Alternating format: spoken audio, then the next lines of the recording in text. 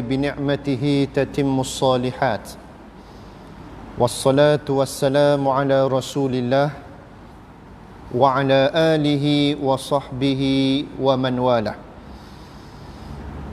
أعوذ بالله من الشيطان الرجيم. بشر المنافقين بأن لهم عذابا أليما الذين يتخذون الكافرين أولياء من دون المؤمنين أيبتغون عندهم العزة فإن العزة لله جميعا. Yang bermaksud, dan berilah kabar gembira kepada orang-orang munafik bahawa mereka akan dihumbankan ke dalam neraka Allah Subhanahu wa taala yang tidak terperi sakitnya. Mereka itulah orang-orang yang mengambil orang-orang kafir menjadi teman rapat mereka dan menjadi pemimpin serta wali bagi kehidupan mereka, dengan meninggalkan orang-orang beriman yang masih wujud dari kalangan mereka sendiri. Tidaklah patut mereka, yakni orang-orang munafik itu, mencari kekuatan dan kemuliaan dengan orang-orang yang kafir menentang Allah. Sesungguhnya kemuliaan itu adalah milik Allah. Sesungguhnya Allah Subhanahu wa taala memberikan kelebihan kepada sesiapa yang dikehendakinya. Surah An-Nisa ayat 138 hingga 139. Yang berusaha pengurusi dan jawatan kuasa masjid, Al-Fadhil Imam dan Bilal yang bertugas, para pemimpin masyarakat, para asatizah, para pendidik dan seluruh ahli jemaah muslimin, muslimat, hadirin dan hadirat yang dirahmati Allah sekalian. Pertamanya, marilah sama-sama kita memanjatkan rasa puji dan syukur kehadrat Allah Subhanahu wa taala. Dengan petunjuk serta rahmat daripadanya, Allah memuliakan kita semua dengan nikmat iman dan Islam. Dengan kasih sayangnya kita dipanjangkan usia dan dikurniakan kesihatan yang baik. Dan saat ini Allah memilih kita untuk kekal berada dalam masjid rumah Allah yang penuh kemuliaan ini, dalam satu majlis dinamakan Taman Syurga, majlis yang amat disukai oleh para malaikat, iaitulah majlis ilmu dan juga majlis zikir yang menyebut Allah Subhanahu wa taala. Malaikat berdamping dengan orang-orang yang dalam majlis tersebut, mendoakan rahmat dan keampunan bagi mereka. Mudah-mudahan kita semua termasuk golongan orang-orang yang mendapat rahmat Allah dan keampunan di sisinya, insya-Allah. Amin ya rabbal alamin. Ayat yang saya bacakan ini merupakan ayat yang diturunkan di zaman Nabi SAW ketika Nabi berada di Madinah, setelah Nabi berjaya membina sebuah kuasa dan kedaulatan Islam di Madinah.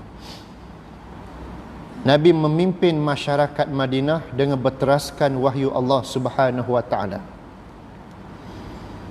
yang memenuhi tuntutan dan matlamat kewujudan manusia di alam dunia. Sebagai hamba kepada Allah, sebagai khalifah Allah dan sebagai golongan yang menunaikan amanah Allah Subhanahu wa taala. Namun di zaman Rasulullah, seorang Rasul yang mendapat kelebihan langsung daripada Allah dengan memiliki mukjizat. Namun Allah Ta'ala menguji Rasulnya. Dalam kehidupan bermasyarakat itu ada golongan yang bermuka-muka, yang berpura-pura bersama dengan Nabi SAW.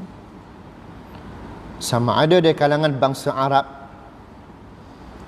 orang-orang tempatan di Madinah itu sendiri, maupun dari kalangan orang-orang Yahudi, kalangan ahli kitab, dan juga mereka yang lain yang bersekongkol untuk mencari kelebihan-kelebihan setelah mana melihat Islam menang dan berdaulat di Madinah Al-Munawwarah. Allah mendedahkan watak-watak mereka ini kepada Nabi SAW. Termasuklah melalui ayat yang kita bacakan sebentar tadi.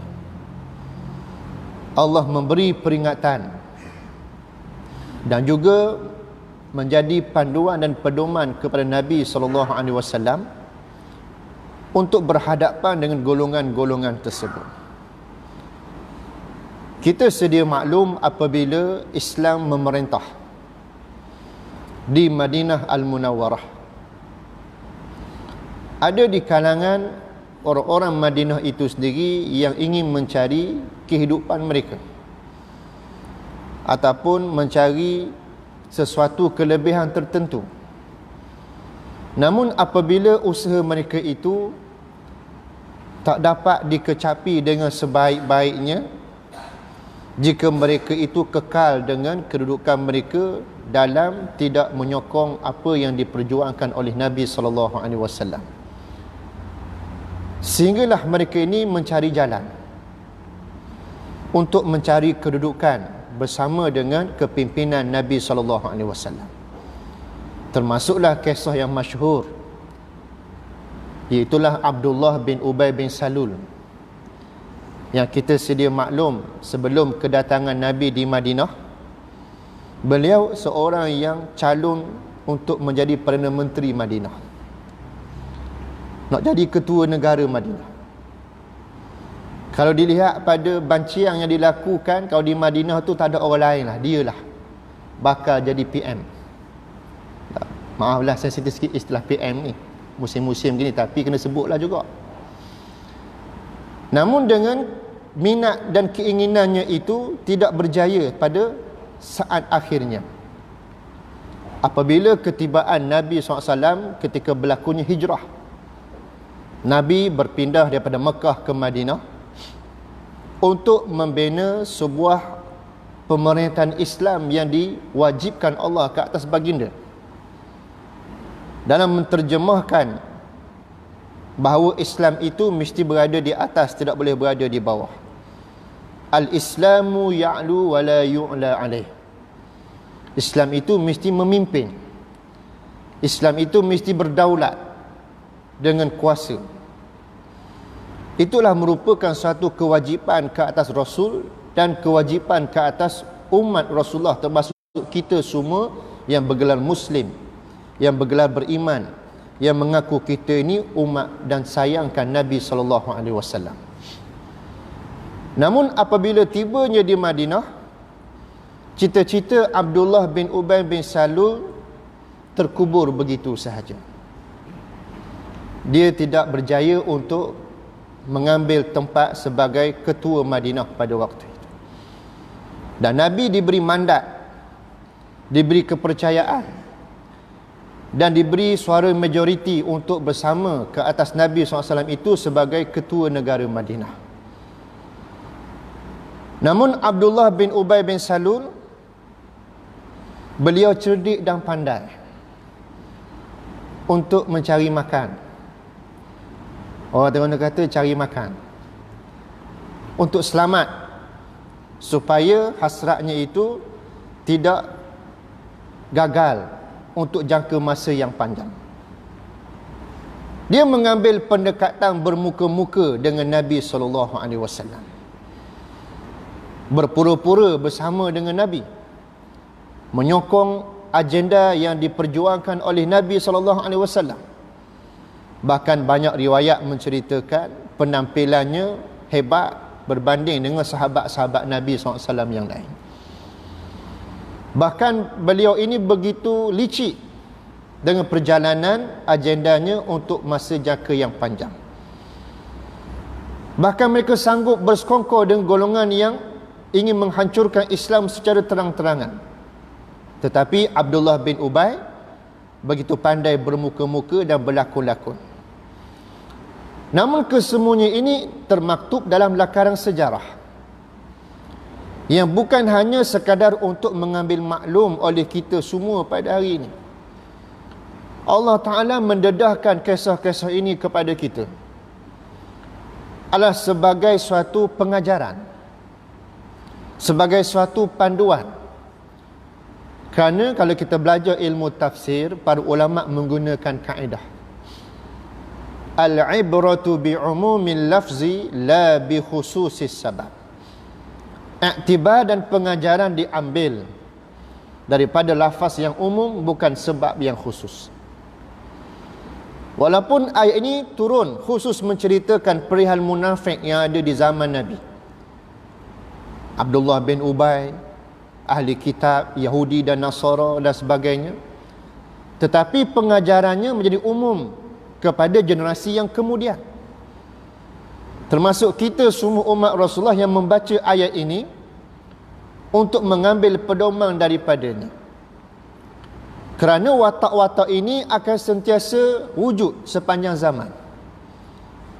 Kalau setara zaman Nabi sudah ada wujud golongan tersebut, zaman Nabi ada bersama mereka sudah wujud golongan-golongan munafik ini, maka zaman kita yang jauh, tak pernah jumpa Nabi, tak pernah dengar pengajaran yang Nabi sampaikan daripada mulut baginda kepada kita ni, lagilah ramai orang munafik. Lagilah ramai watak-watak yang demikian wujud di zaman kita yang penuh dengan cabaran keimanan ini. Kerana kita menyaksikan watak-watak mereka ini tak lari jauh, bermuka-muka untuk mengambil kedudukan dan kepentingan tertentu. Sebab itulah amaran Allah begitu tegas. Basyiril munafiqina bi anna lahum azaban alima. Allah mengguna gaya bahasa sindiran yang begitu memberi kesan kepada siapa dia, orang-orang yang terlibat dengannya. Kalau sebut basyiri ni maknanya khabar gembira. Tapi bila Allah nisbahkan, turunkan ayat ni, disandarkan kepada orang munafik ni, basyiril munafiqin, Allah beri peli kepada mereka. Berilah khabar gembira kepada orang-orang munafik. Apa khabar gembira? Dapat laba keuntungan yang tinggi ke? Tidak. Bi anna lahum azaban alima, bagi mereka azab yang pedih, tidak terperi sakitnya. Kenapa mereka ditimpakan demikian sebegitu berat azabnya? Allah detailkan sifat mereka pada ayat 139, allazina yattakhizunal kafirina awliya. Mereka itu yang sudah ada bertapaknya nilai Islam dalam sanubari mereka, telah bertapaknya nilai kepercayaan dalam sanubari mereka, telah pun memahami akan kebenaran Islam dalam diri mereka, tetapi mereka lebih mempercayai dan memberi ketaatan kepada siapa dia? Al-kafirin. Allah Ta'ala beritahu pada ayat ini. Maknanya perihal ini, watak ini akan sepanjang zaman berlaku dalam kehidupan kita. Allah beritahu bahawa mereka ini yattakhizunal kafirina awliya. Jadikan orang kafir yang terang-terang menentang agama Allah sebagai awliya.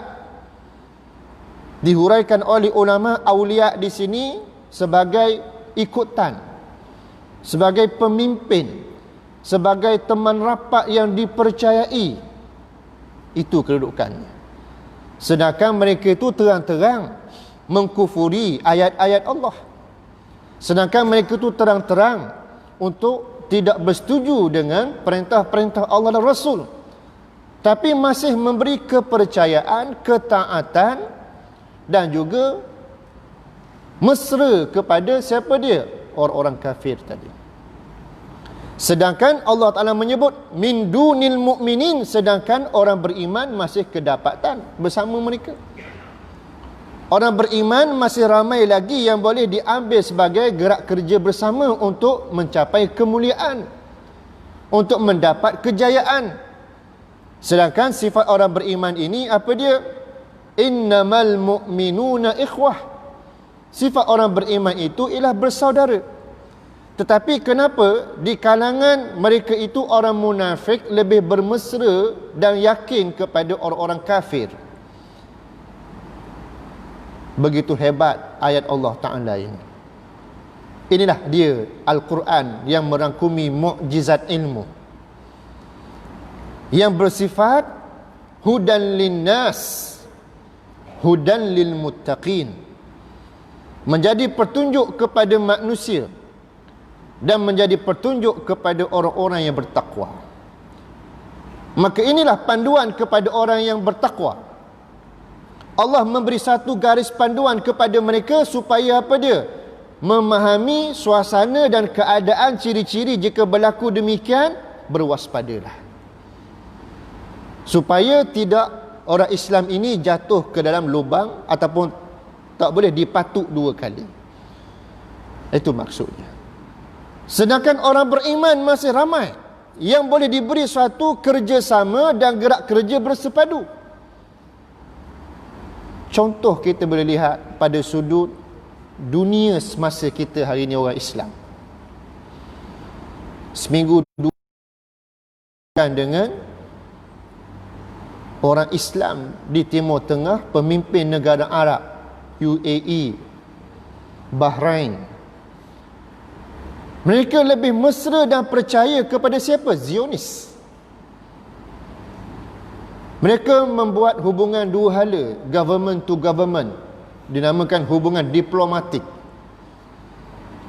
Sedangkan tuan-tuan dan puan-puan kena sedar, kewujudan negara Israel itu ialah sebagai negara haram.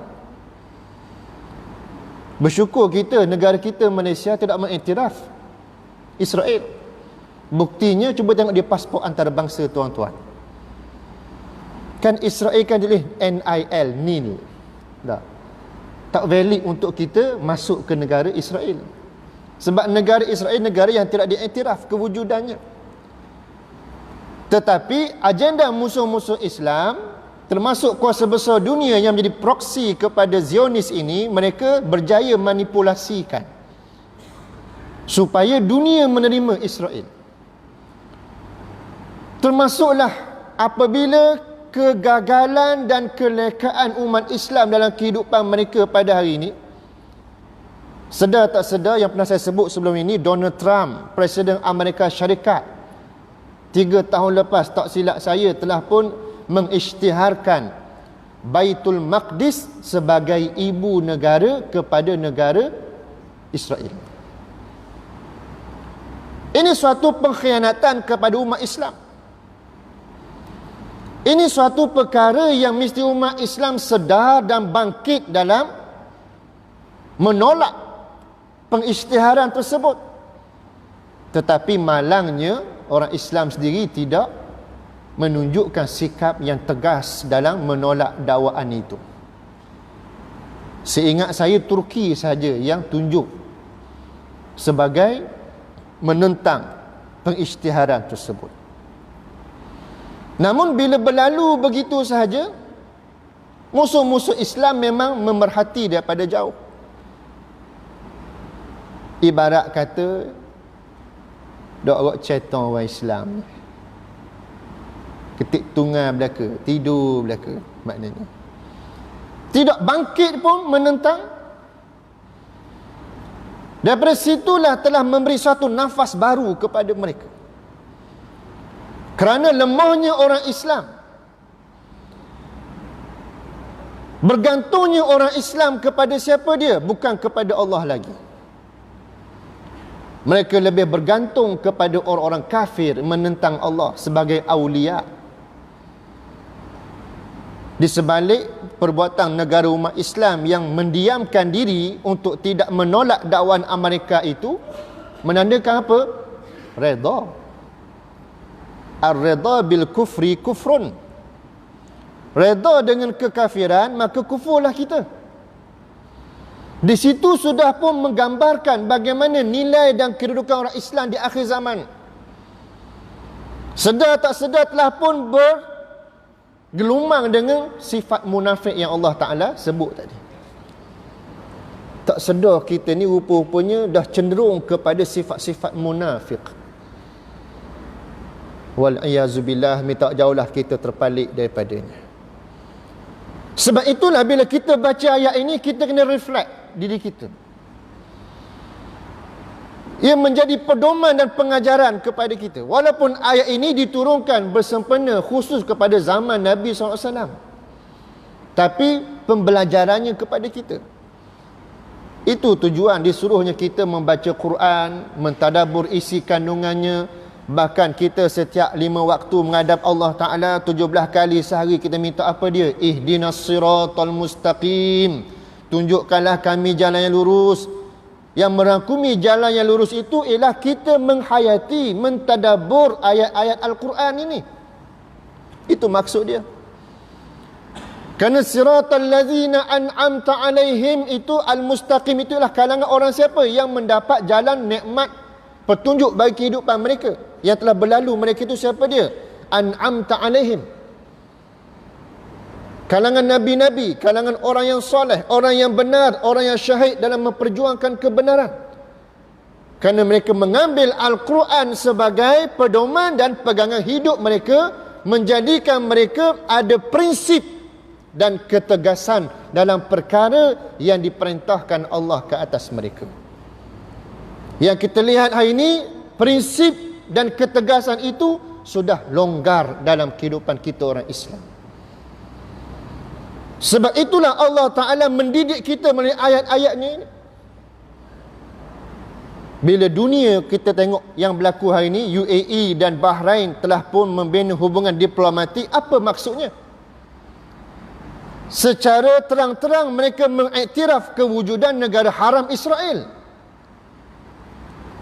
Yang mana negara haram Israel ini adalah merupakan agenda kuasa-kuasa besar dunia yang bukannya hari ini yang mereka rancangkan. Termeterainya perjanjian Balfour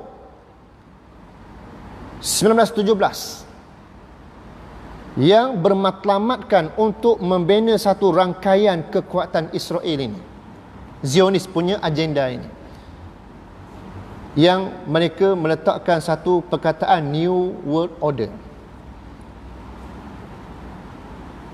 Sebab itulah pada tahun 1948 secara rasminya mereka menubuhkan negara haram Israel ini. Dan mereka begitu makin hari, makin tahun demi tahun mereka mendapat kekuatan. Bukan sebab mereka kuat.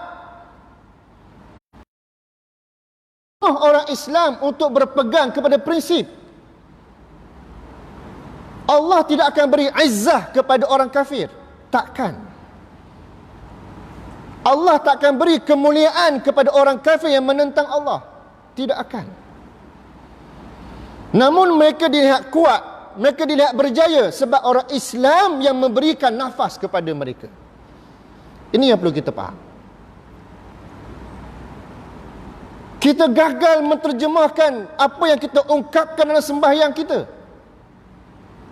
Iyyaka na'budu wa iyyaka nasta'in tak berlaku dengan baik dalam penterjemahan hidup kita itu. Jangan kita hanya mengambil ayat bacaan itu sekadar untuk tunaikan syarat sah sembahyang kita sahaja. Sedangkan tujuan Allah Ta'ala jadikan 5 waktu panggil ngadak dia tu hari-hari tu supaya apa? Cah bateri kita, cah bateri ni. Supaya iman kita ni dapat fully charge. Macam telefon lah, kalau dapat fully charge, dia galak jadi penggunaan dia. Tak, jadi aktif. YouTube, WeChat, Facebook, galak lah tuan dia duduk explore semua. Bateri cukup. Acuk bateri lemah, bateri low 10%, 10%, silap bilang off mobile data. Sebab apa? Nak jaga kelangsungan telefon jangka hayat, takut peting-peting je. Tak, mana begitu. Ibarat dia begitu. Namun kita orang sebagai manusia, orang Islam, sepatutnya rasa bersyukur Allah jadikan sesi cah iman kita ni 5 waktu sehari semalam. Tu pun kita ni kufur nikmat juga. Ada yang melarikan diri daripada panggilan seruang azan. Tak, bila dia nak panggil tak, bunyi alun-alun Mekah ada, alun-alun Madinah azan tu. Kadang-kadang rumah bira masjid pun tak sapa ke masjid juga. Malang sungguh tau. Kadang-kadang duduk kedai makan tu lebih makanan pada laungan azan tu. Hak main asyik dengan dang haji, oh hebat dia. Pak haji. Kalau haji mabrur tak apa, ni haji Marlboro. Ni masalah.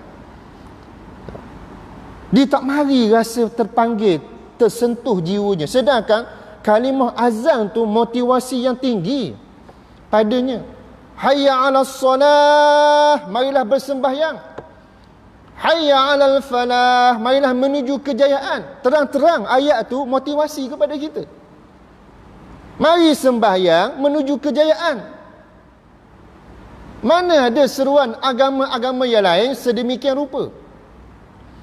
Tapi sebab tiada penghayatan, Islam dia kecek kok.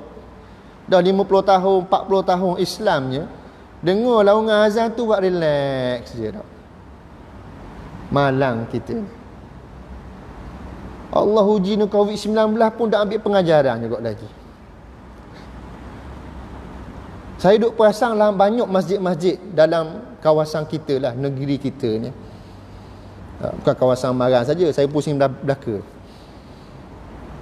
Masa PKPB, Masya Allah, berebut nak raya masjid. Sebab apa? Rindu lama, 3 bulan tak raya masjid. 3-4 bulan lebih kurang tau. Kalau sembahyang Jumaat tu, tak menang tangan jawatan kuasa nak urus masjid ni, kehadiran. Sebab apa? Berjauhan lama dengan masjid. Tu hak hati ingat masjid tu. Hak dia ingat masjid, peluang keemasan, alah COVID, tak apa dah pergi masjid pun. Tu ada jenis pasien spesifik gitu ada. Dia kau semujur, tak boleh mari masjid. Alasan begitu kukuh. Masa PKPB pukul 12.30 tu saya dah pergi pusing-pusing masjid tu, tengok Allah rahmat nikmat, tengok apa ramai berebut nak mari masjid, berlomba-lomba. Dok-dang pukul 12.45 tu boleh tutup pagar dah, boleh tutup dah pintu masjid. Sebab apa? Penuh orang pakat mari awal belaka. Tapi bila tengok perbezaan PKPP, apa yang berlaku? Jenuh nak panggil mari masjid. Nampak tak? Beza. Tak. Siapa banyak lagi ruang-ruang kosong di masjid untuk diisi. Dulu 12.30 penuh. Tak. Lah ni 12.30 separuh dok dan lagi soh dalam masjid. Nampak? Ini realiti. Maknanya 3 bulan tarbiyah tu tak cukup lagi. Patut Allah Ta'ala tak mati habis COVID-19 ni. Naik turun. Nak suruh siapa dia? Nak suruh kita semua dah sedar. Nak suruh kita semua ni berperanan. Jangan terpalit dengan sifat kemunafikan kita dengan Allah Subhanahu Wa Ta'ala. Bahayanya sifat munafik ini Allah Ta'ala sebut secara khusus dalam Quran. Kerana ia suatu perkara yang boleh bukan hanya memudaratkan pada hari akhirat, dunia pun boleh mudarat dah. Memberi satu kesan yang buruk kepada kedaulatan Islam dan juga izzah kemuliaan orang Islam itu sendiri. Yang paling dahsyat bila mana orang Islam sendiri dia lebih percaya dan yakin kepada orang kafir untuk apa? Dibuat kerjasama dalam kehidupan mereka. Tak, macam UAE tadi, Bahrain tadi, dia sanggup percaya Yahudi, Israel lagi berbanding siapa dia? untuk membina kesatuan dengan negara-negara Arab yang lain. Secara sistemnya comel dah, ada OIC, ada Liga Arab dan sebagainya, comel dah. Tapi apa tak berjalan dengan baik? Masalah sini punuh dia. Akhirnya nak capai kekuatan dan kesatuan umat Islam, takkan mencapai kekuatan tersebut. Sedangkan ayat Allah Ta'ala sudah banyak memberi pedoman kepada kita, wa'tasimu bihablillahi jami'an wa la tafarraqu. Berpeganglah kamu dengan tali Allah, merangkumi berpegang dengan tali Allah ni apa dia? Allah suruh kita perkasakan, kita sama-sama orang beriman. Kita perkasakan sesama orang-orang Islam untuk mencapai satu matlamat dalam meletakkan Islam itu berdaulat dan digeruni oleh para musuh Allah. Namun hal ini tak berlaku dengan jayanya. Itu pada sudut dunia. Pada sudut kehidupan semasa dalam negara kita pun lebih kurang.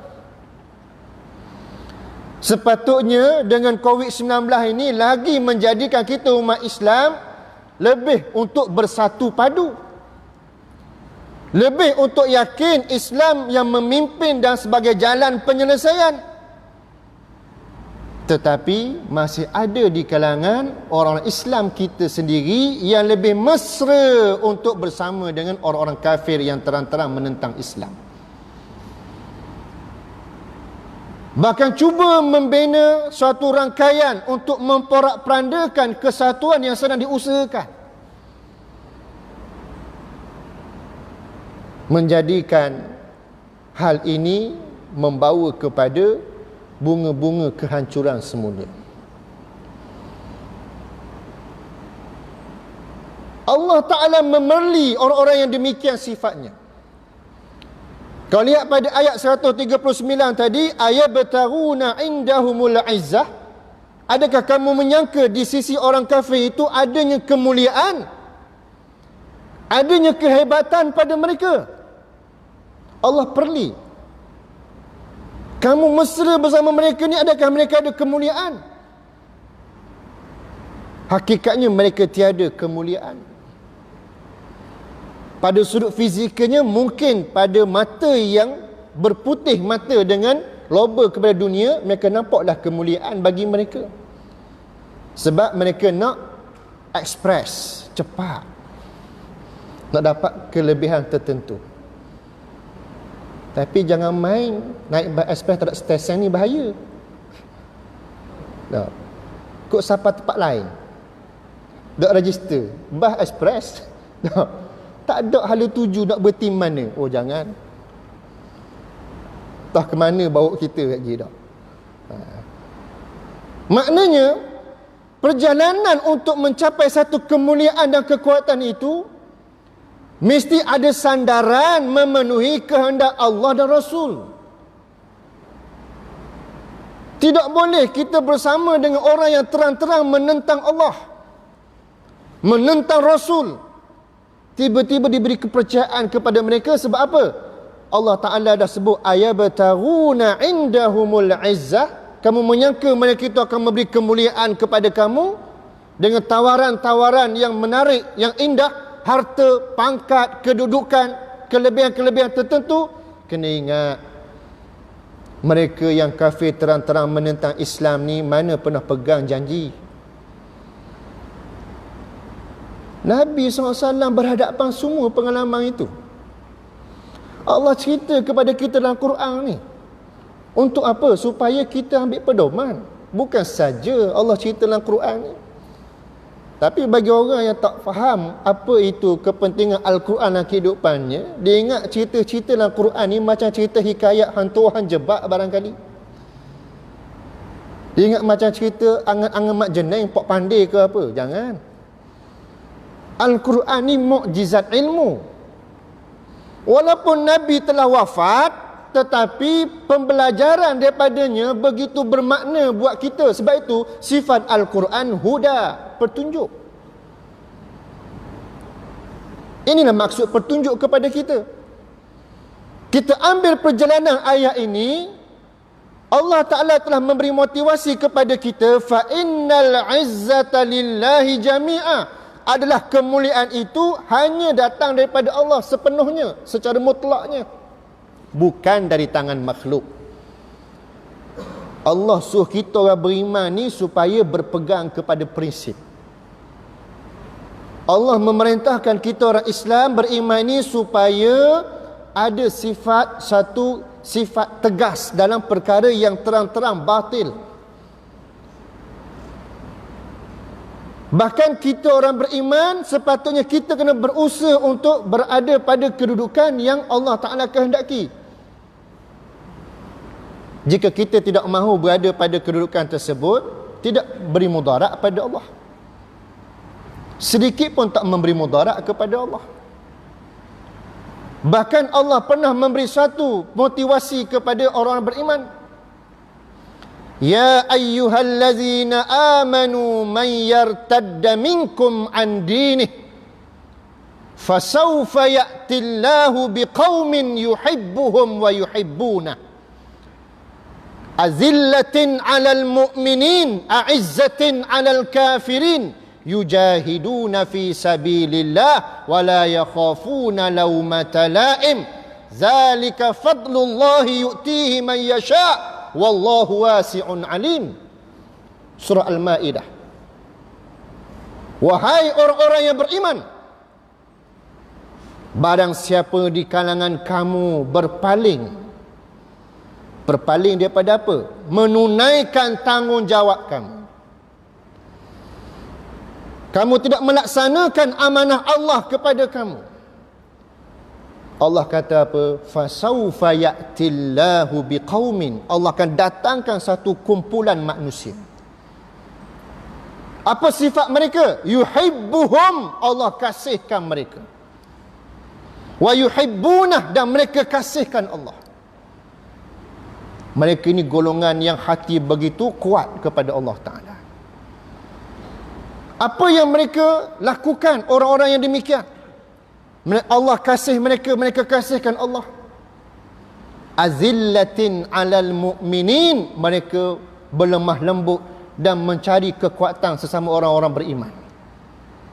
Membina rangkaian kesatuan umat Islam. Memperkasakan kedudukan agama Allah melalui pelbagai ruang dan cara yang mereka nampak. Mereka bermesra bersama orang-orang beriman yang masih menyebut kalimah La ilaha illallah Muhammadur Rasulullah.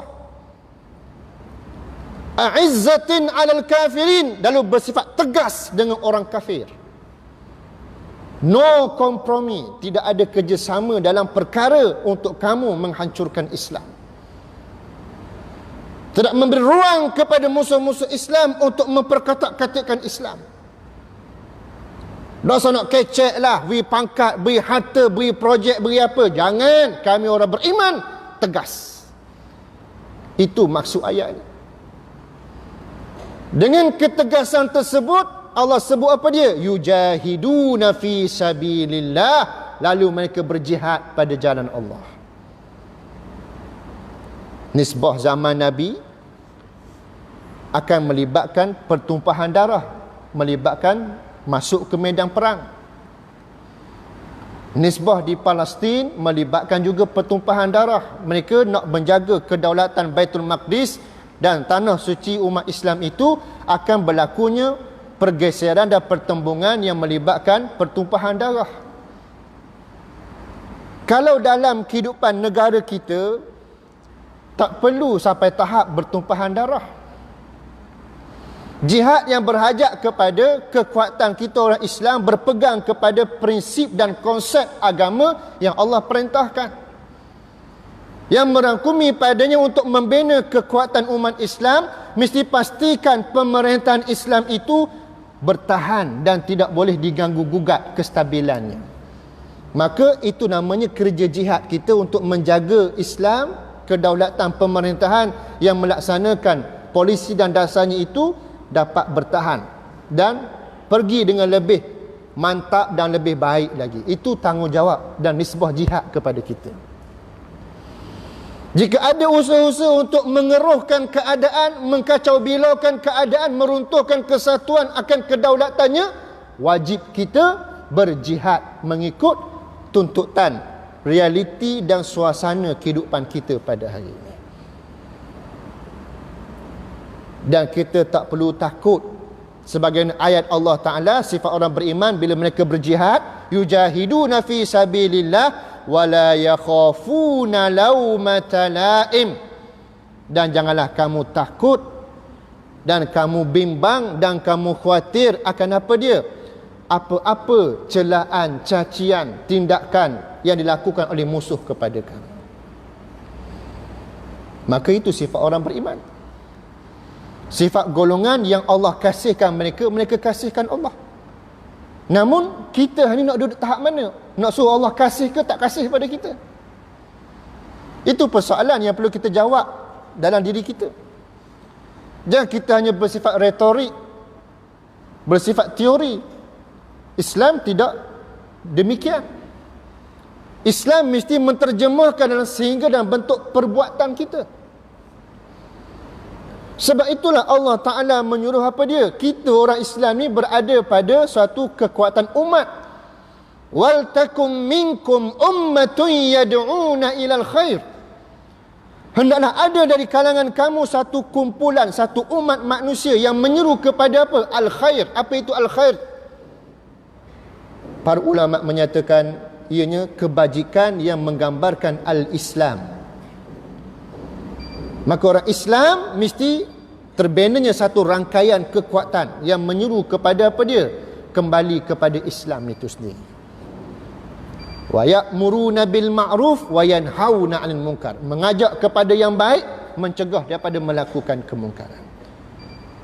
Maka di sana ulama menghuraikan pula ummah yang dimaksudkan di situ ada 3 kelompok umat. Ummah dakwah, ummah al-ijabah dan ummah al-ittiba'. Ummah dakwah mereka kalangan yang mesti kita dekati, itulah mereka orang-orang yang bukan Islam, yang tak kenal itu Islam. Kita orang Islam mesti menyelamatkan mereka. Kalangan kita orang Islam hari ini tak anggap kita ni penyelamat. Sebenarnya kita adalah bertanggungjawab menyelamat.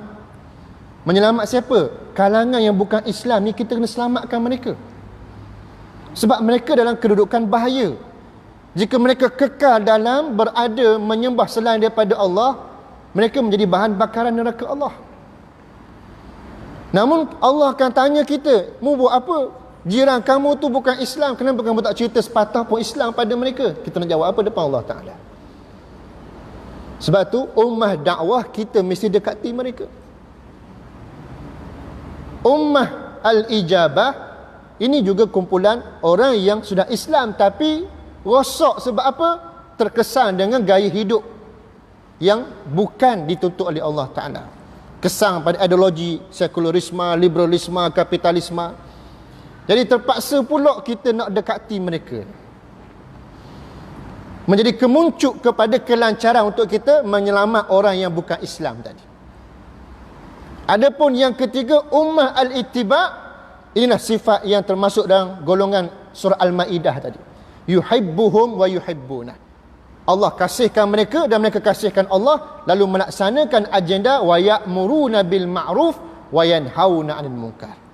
Maka kita ni sebut semua perkara ini ialah kita nak bina semula kesedaran dan juga kekuatan kita orang Islam untuk berperanan melaksanakan gerak kerja itu, supaya kita semua pada hari ini berada pada naungan rahmat Allah, redha Allah yang membawa kita semua menuju ke syurga Allah Subhanahu wa taala. Dan inilah kemuliaan yang Allah maksudkan. Allah akan memberi kemuliaan kepada orang-orang yang demikian. Sesiapa yang mencari kemuliaan lain selain daripada itu, nescaya mereka sedang menempah kecelakaan dan kehinaan hidup di alam dunia, bahkan kehinaan hidup pada hari akhirat. Maka sebab itulah dalam ruang yang singkat pada malam ini saya sebut perkara-perkara ini sebab rasa terpanggil sangat-sangat melihat suasana kadang kita umat Islam hari ini yang terbelenggu dengan sifat-sifat munafik yang begitu banyak sekali dalam masyarakat kita ni. yang membawa kepada ruginya kedudukan orang Islam itu sendiri dan ruginya kepada kedaulatan Islam itu, dan bahkan boleh menggadai dan menggugat kepada kedaulatan tanah air kita sendiri. Maka sebab itulah jadikan satu medan muhasabah dan teguran untuk kita semua supaya kita memulakan gerak kerja kita dan berperanan semula sebagai hamba Allah yang beriman dan bertakwa. Mudah-mudahan kita dirahmati Allah dan diberkati kehidupan kita serta mendapat keampunannya insya-Allah. Dan saya mengitulah sekadarnya untuk malam ini. Mohon maaf sekiranya terkasar bahasa, kekurangan sepanjang saya menyampaikan. Tidak lain niat saya untuk kita sama-sama jadikan satu medan muhasabah dan motivasi buat kita semua untuk kita menjadi hamba Allah yang terbaik, untuk kita sama-sama mencapai redha-Nya yang membawa syurganya insya-Allah. Wallahu alam. Aqulu qawli hadza wa astaghfirullahal azim li wa lakum. Assalamualaikum warahmatullahi wabarakatuh.